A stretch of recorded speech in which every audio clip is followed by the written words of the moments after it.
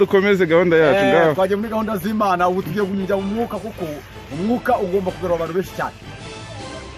Rikondre ya baba, shikia baba, utada bandra kostani dere gana ngoza rishikirere. Mambo ya katika. Gugushatse kuvuga ngo iki? Ushatse kuvuga ngo iki? Muze mwakire Yesu abaho umugisha. Nini waya, utada bandra kostani dere gana ngoza rishikirere mambo ya katika. Ijambo ry'Imana ngo karabaye. Numara gukizwa muzakira, muzabona imbaraga nyinshi cyane. Cyangwa bakavuga ngo kara Rasul sallallahu alaihi wasallam. ومن كان يؤمن بالله فليكن من رجاله. ubwo ugeze mu cyaro karabaye ngaho.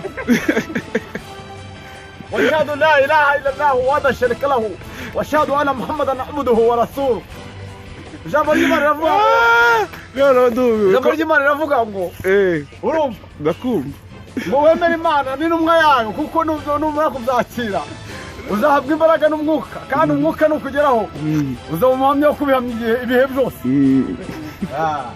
سبحانك اللهم وبحمدك وتبارك اسمك وتهرى جادك ولا اله غيرك.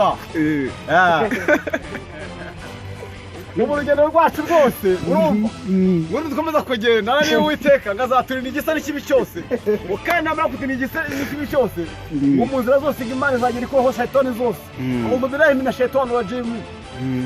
ariko wabayeho n'umushehe wadanje ndabona na sunu uba warayiteretse. أعوذ بالله من الشيطان الرجيم. الحمد لله رب العالمين الرحمن الرحيم مالك يوم الدين.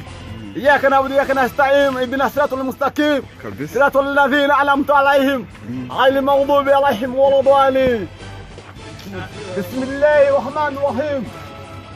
إذا جاء نصر الله. subira hahandi watangiriye ndumvisha ariho haryoshye. Waza kubyisha buriya wowe.